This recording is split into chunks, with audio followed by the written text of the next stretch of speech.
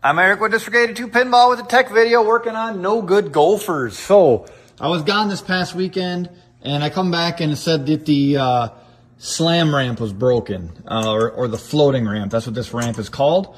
And I come in and first of all I see this zip tie here and I'm like, all right, because I was like, well, it seems to be fine. What's going on here?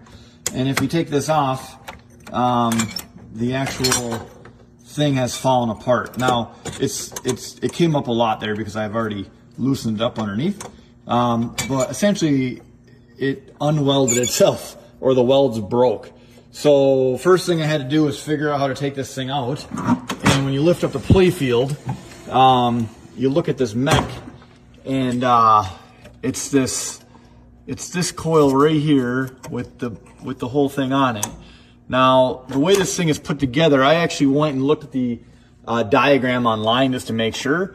But essentially this giant Allen head screw goes all the way through this mech, through this top piece and the actual post, and that holds the whole thing together in the game. And then there's a nut on that side right there. So I had to unscrew this whole thing all the way out, and then once you do that, you can actually just pull out the ramp, and it just comes right out,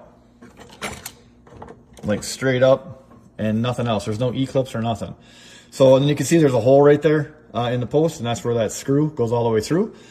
So they have this top piece and this bottom piece, and they're welded together, and you can see that there are welds here and here and here. It looks like there's some welds down here. So I need to get this ring re-welded, and I do not weld. So there's a couple things I don't do, and welding is one of them. And it's obviously something I should learn since I'm fixing pinball machines all the time. But one thing I did do a while back when I first opened up this place, actually before I did that, I went and talked to some auto mechanics. And I went to like the auto mechanic that's not like a chain, not like Midas or something like that, but just like Jim's Auto Repair or Jim's Muffler Service. And I went in and just talked to him and said, hey, I fix pinball machines, and every once in a while I get like broken metal pieces. Can I pay you, just to weld them, a couple tack welds here and there. And I didn't have any problems. Like, they were nice. I went to a couple different places, and then I settled on one. And I've been going back to him now for, I don't know, 8 years, 10 years. And whenever I have a piece like this, I'll just bring it in and say, hey, can you tack this back together? No problem. It's like 2 seconds for them, and it's done. So I'm gonna go do that now and get this fixed and put it back in here. Now, looking at this, I just want to make sure, it goes through a metal flap here, right? And I don't want the flap, it looks like it's kind of, so I may lose, this sticker, which I'm not 100% concerned about. It's a sticker. I'm more concerned about this ramp falling apart. And this whole bottom piece is essentially flat and smooth because they want to protect the play field. You don't want this thing to have any burrs on it or be weird. You can see how these screws are recessed in here. It looks like one's a Phillips and the other one's like a hex head, but you want it nice and smooth down here. So when I'm done, whenever he's done welding, if I got some burrs of welds or anything down here, I gotta like take my grinder and grind that off. So I'm gonna go get that done, and we'll take a look at this again. Okay, before I bring this to my welding guy, I just realized I'm gonna have another step here. And what that is I'm gonna have to take this flap off. Okay, this ramp flap has to come off because it's gotta be soldered from the top, essentially. Like underneath this ramp flap is gonna be, the edge will be soldered to this bottom piece, and I don't wanna solder the ramp flap because I want to keep this kind of flexibility in the ramp flap so the ball can have a smooth transition from the playfield to the ramp. Now, how I'm going to take this off is I'm going to drill out the bottom of the rivets there and there through these holes. Or actually, I can take this whole thing apart because it's broken. But then once it's all soldered together, I'm going to have to use those holes essentially you know, to put the rivet back in. Or I guess I would do it from the top with the pop. So I don't have these steel rivets. I have a pop rivet gun, which uses aluminum rivets, which is definitely weaker than steel. I'm not 100% certain it'll hold long term. So I'm going to do it anyway and see how it works. And then I'll reevaluate it in a couple months. If this flap all of a sudden starts to become wobbly and loose, I'll have to attach these differently. But it'll still be all welded together, and it won't be a problem as far as me needing to get this thing re-welded again. Just the flap might be a little floppy, so I'll have to get that fixed. But that's the extra step I'm going to take. So I'm going to drill this out and then get it welded. All right, and in case you're wondering how I drilled it out, I just literally took a drill bit, which was slightly bigger than the bottom of the rivet, and then just drilled it and kept drilling, and all the metal shavings come off until it basically just let loose. And then once it lets loose, the flap comes off, and then I got the ramp and then the flap are now separate. And then when it's all welded together, I will put the flap back on with the rivet gun. All right, so it's been welded. There was a lot of splatter, so I had to take my grinder and grind that off. Now it doesn't look great, right? But it is solid. We got 4 tacks there, 4 tacks in the back. I grinded this all smooth too. This essentially is a ball guide on the back side just to direct the ball so it doesn't get stuck there. So I want to make sure that was smooth.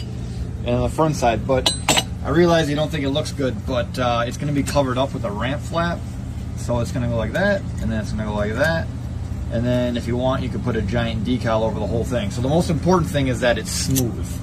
So this is all smooth right here, and there's nothing in the way impeding it.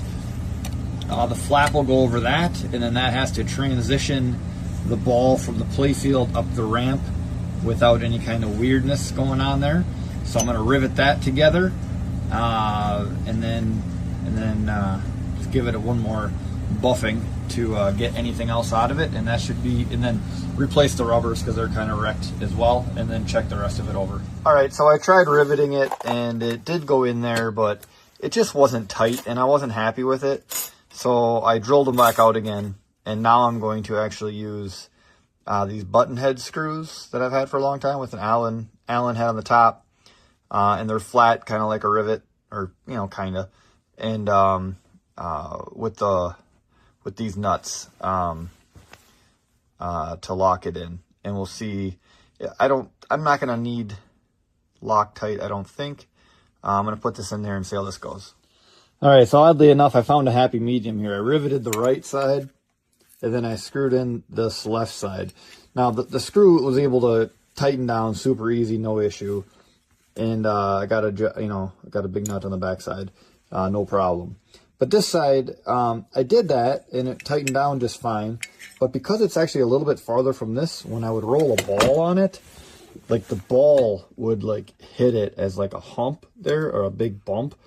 And I did not like that, because when the ball is flying up this ramp, it's just going to cause a giant air ball that's going to go in a weird spot, whereas the rivet's a lot flatter, so it's fine. And then on this side, because that's actually a little bit further away, it doesn't really impede the ball travel.